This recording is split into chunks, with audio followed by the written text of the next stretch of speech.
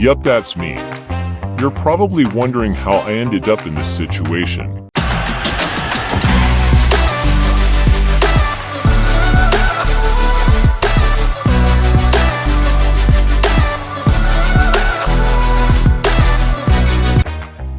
"5 months, and I'd even talked about adopting him sooner, but when we first got him, we started him on positive only, and he was a bully, and just learned that he could get what he wanted by bullying and using force, and we didn't have any method of correcting that or working against it.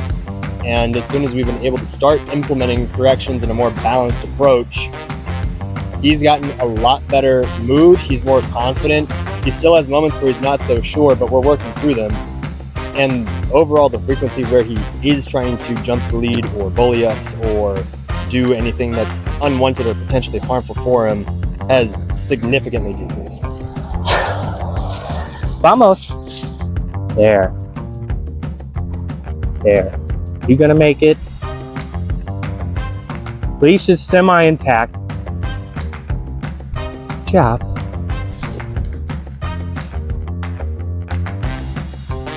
Still eating a treat, even though this looks awful. Yeah. And he smells awful. Yeah. Anal glands have been expressed.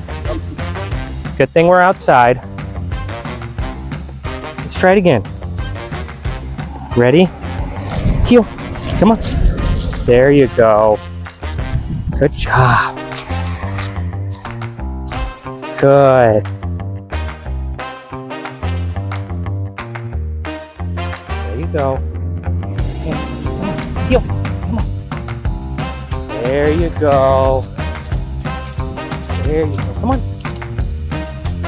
Hobie, heel. Come on. Good boy. Come on.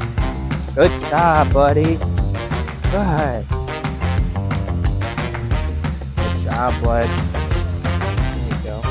Good. This one down by your foot is probably looking like a leaf right now. Good job. You ready? And more importantly, because I'm going to put this and I'm going to probably get the most flack on earth for this clip right here, the one where he's going up the leash and then I take his feet out and put him on the ground. I did all of that, by the way, intentionally. That is a scary moment. That is a hard moment to go through as a parent or as a dog parent. There's going to be a stage in your life where you have to do something that you don't really want to do, but your dog or your kid needs you to do it. They need you to stand in there and go, "Hey, enough is enough." But you have to be able to recognize, like, who's doing it? Am I the one that's causing the reaction, or is he doing it? And then ask yourself, do I want him to keep doing that? No. And then if the answer is no, you have to be able to stand your ground and be firm. I put you, not you guys specifically, but Hobie in a clip on a YouTube short, and I put, like, we have to be brave for our fearful dog. Like, in order for our dog to be brave, we have to be brave. We have to be willing to do the scary, ugly things. And I'm so glad I put that out today. And so when I put this out next week, they'll go, "Oh, this is what he was talking about." Be brave so your dog can be brave. Don't be afraid of that friction moment and be able to stand your ground, because you've noticed I pet him still. Now, I've had other trainers tell me that I'm an idiot because I do this, because I pet dogs that come up the leash at me. I understand he's fearful, and it doesn't take away how I look at him. Like, I'm not purposely correcting him. I'm not saying in a whisper. You know, I'm saying it fully the normal way. He has a sticking point, and we just happen to keep running into it. And so I'm not purposely coming after him. I'm responding to his reaction. Okay? You ready, bud? Let's go. Heel. Come on. Good job. Good boy. Good job, buddy. Good job, bud. Good job. Much better, right? Much better. Hey, here you go, bud.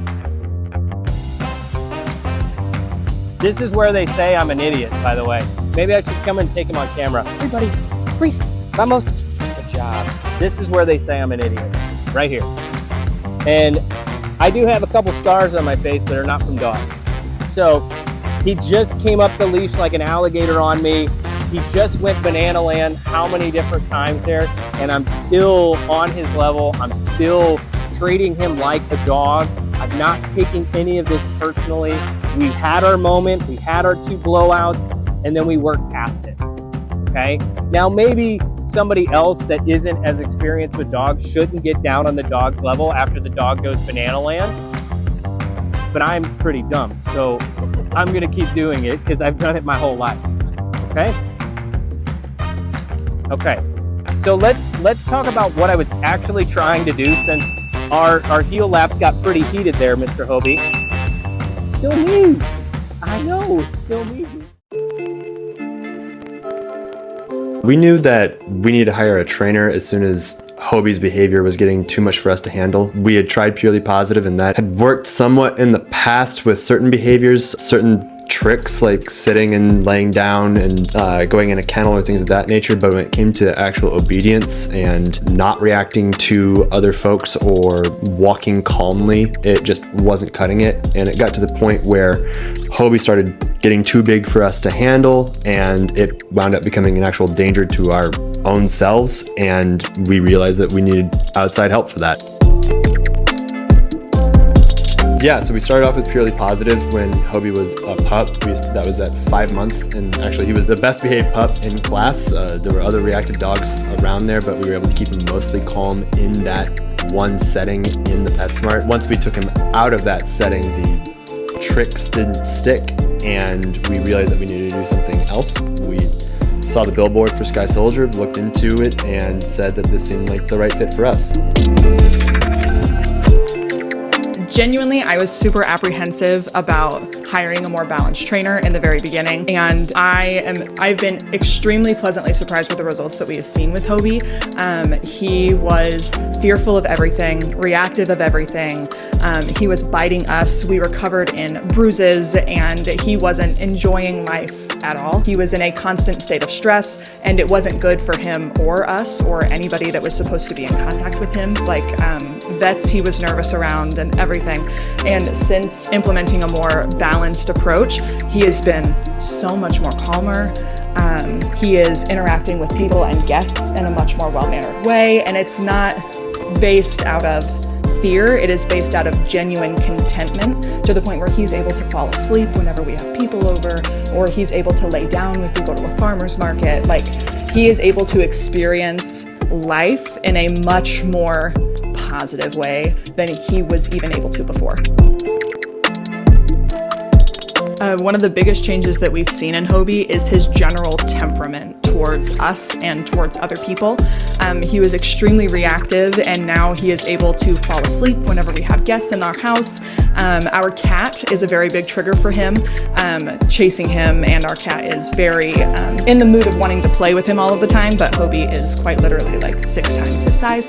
And so training Hobie to be able to leave our cat alone has been paramount in keeping our home happy, and that has worked out really well. I would say that in general, because his temperament has improved so much after all of this, that his quality of life has just surpassed anything that we originally thought we would get when we were doing positive only training. And so it's been really great to see him just be able to live his life.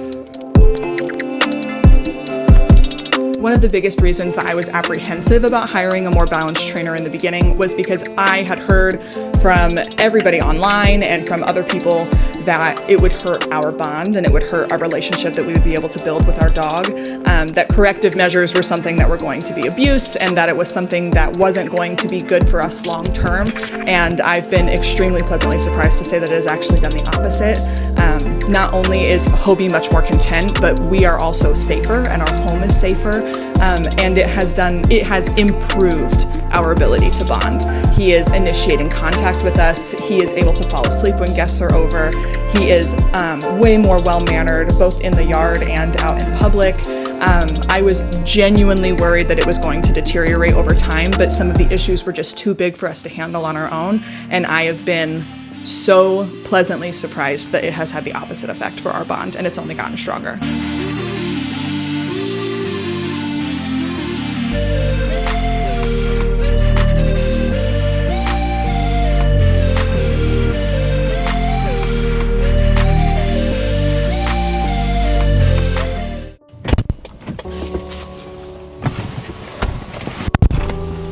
Hey guys, Brandon, Sky Soldier Dog Training.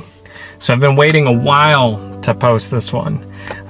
This is Hobie's family, and Hobie, as you can see from the title of his video here, he was a purely positive failure to a balanced dog training graduate. This is something that I see so very often. Dogs will start in the purely positive world because, you know, everybody reads and sees these things and these cute buzzwords as positive and happy and science-based, and it, you know, triggers and flutters all of these emotions which guides your thoughts. And we see our little cute puppy and we go, oh my gosh, I want life to be positive for this dog. I want things to be based and predicated in science. And I want all of these great things for my dog, so people go this route, not knowing that this is only half of the battle. The reality of life is if you make life softer for your children by doing things for them, it doesn't make life inherently softer. If you take and do every challenge and you hurdle every hurdle for them, that doesn't make them have any less hurdles in life. It actually makes them less capable to handle those hurdles, less capable to handle that adversity that you're handling for them.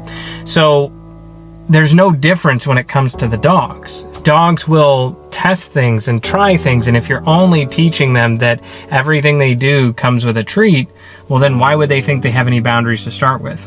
And for a dog like Hobie, Hobie was one of those dogs where he just liked to test the boundaries. He liked to tiptoe past the things that his parents were comfortable with, and you know, they ended up calling training. And you guys could hear from their words and their voice that he was a bratty guy and the things weren't working.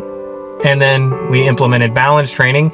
We implemented tools that most of our purely positive cohorts would say are dangerous or going to destroy the relationship. And you guys can hear it right from them that it didn't do any of that. And if anything, it made the relationship stronger. So I think it's very important that people see these videos and recognize the smoke or the snake in the grass when they're actually slithering around, because the reality is that balance training isn't that bad and purely positive isn't that good. So recognizing those things, seeing those things, it's great for everybody to have. All right, so today's Bible verse. Today's verse is John 16:33. I have told you these things so that in me you may have peace. In this world you will have trouble, but take heart, I have overcome the world. Again, like I said, I hope you guys enjoyed this footage, this video that we put together with Hobie's family. To hear the words coming right out of their mouth of how they felt on things, what their initial thoughts were, what they felt after going through it, all of it. It's right there for you guys to see. I hope that somebody out there that's needing help sees this and sees that there is hope for them and their dog, and they go down the right path. All right, guys, until the next one, see ya.